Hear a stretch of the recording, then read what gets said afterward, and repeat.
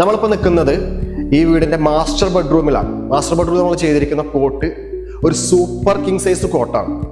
അതേപോലെ തന്നെ ഈ കോട്ട് നമ്മൾ ഫുള്ളി അപ്പോളസ്റ്റർ ചെയ്ത് ഹെഡ് ബോർഡ് ജസ്റ്റ് ഒരു യു ഷേപ്പിൽ ചെയ്ത് ആ കുഷൻ തന്നെ നമ്മൾ ത്രൂ ഔട്ട് വാളിൽ കോട്ട് വരുന്ന പൊസിഷനിൽ ഹെഡ് ബോർഡിലും കൊടുത്തിട്ടുണ്ട്. ത്രൂ ഔട്ടായിട്ട് നമ്മൾ ചെയ്ത് ഗോൾഡ് സ്ട്രിപ്പ് കൊടുത്തു. അതിൻ്റെ രണ്ട് സൈഡിലായിട്ട് നമ്മൾ വുഡൻ പാനലിങ്ങും ലൂവർ എല്ലാം കൊടുത്ത് നന്നായി ഈ റൂമിനെ ഭംഗിയാക്കാൻ നമുക്ക് സാധിച്ചിട്ടുണ്ട്. പിന്നെ വരുന്നത് നമുക്ക് വാർഡ്രോബാണ്. വാർഡ്രോബ് നമുക്ക് ടോട്ടലി വരുന്നത് 6 ഡോർ വാർഡ്രോബാണ്. പിന്നെ നമ്മളൊരു ഓപ്പൺ സ്പേസും കൊടുത്തിട്ടുണ്ട്. ഒരു ബീച്ച് കളർ മൈക്ക, നമ്മളൊരു ഫ്രൂട്ടഡ് ടൈപ്പ് മൈക്കയും കൂടി വൈറ്റ് വിത്ത് ബീച്ച് കളറാണ് കൊടുത്തിരിക്കുന്നത്. സെൻട്രലായിട്ട് നമ്മളൊരു ബ്ലാക്ക് ഡോർ, ഗ്ലാസ് ഡോർ കൊടുത്തിട്ടുണ്ട്. വാർഡ്രോബ് നമ്മൾ ഫുൾ ഹൈറ്റ് ആണ് കൊടുത്തിരിക്കുന്നത്. അതേപോലെ തന്നെ നമുക്ക് വാർഡ്രോബിൻ്റെ ഒരു ചെറിയ സ്പേസ് നമുക്കൊരു 20-25 സെൻറ്റിമീറ്റർ സൈസിൽ നമ്മളൊരു ഓപ്പൺ ഷെൽഫും കൊടുത്തിട്ടുണ്ട്.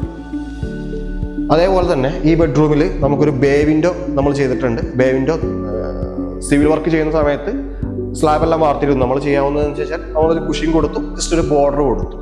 ഡ്രസ്സിങ് ഏരിയയിലേക്ക് വരുമ്പോൾ നമ്മളിവിടെ ചെയ്തിരിക്കുന്നത് ഒരു ഡ്രസ്സിങ് യൂണിറ്റ്, ജസ്റ്റ് ഒരു മിററും നമ്മളൊരു ഡ്രോയറും ഒരു ഓപ്പൺ ഷെൽഫും മാത്രമാണ് നമ്മൾ കൊടുത്തിരിക്കുന്നത്. സ്റ്റോറേജോ കാര്യങ്ങളോ ഒന്നുമില്ല.